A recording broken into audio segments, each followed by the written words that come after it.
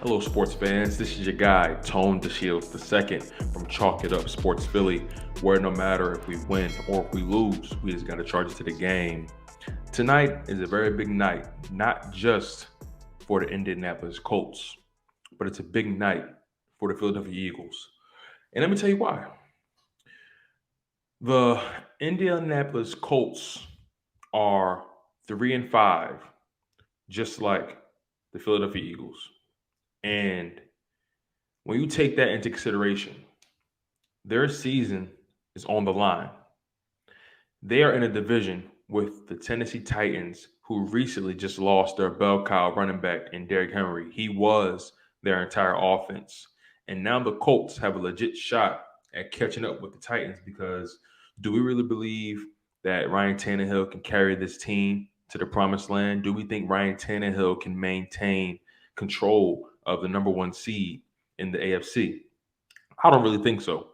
But when you think about it from the Colts perspective, when you think about it from the Philadelphia Eagles perspective, the Carson Wentz perspective, it's so important that the Colts win this game because if this team begins to fall off a cliff and fall off that cliff fast, what's stopping that team from benching Carson Wentz for the rest of the season to preserve the rights to their first round pick?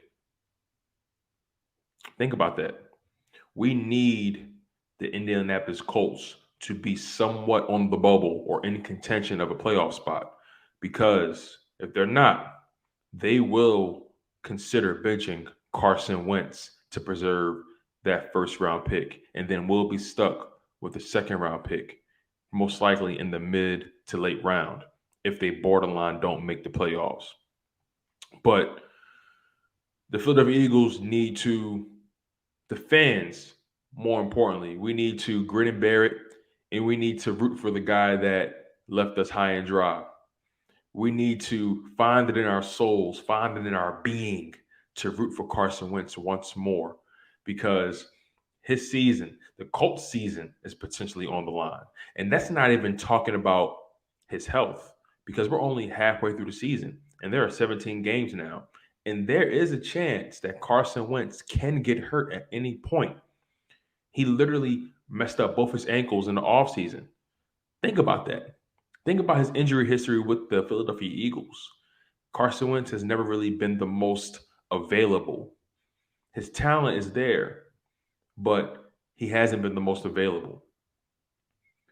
But if he continues to also play the way he's been playing, the way he played in those final 8 minutes of that Tennessee Titans matchup, where he completely wet the bed, he ruined a great game that he was having through two interceptions at two crucial points in the game, one in the fourth quarter, which led to a pick six, and then one in the overtime, which led to the Tennessee Titans kicking the game-winning field goal. What's stopping Carson Wentz from making those same mistakes?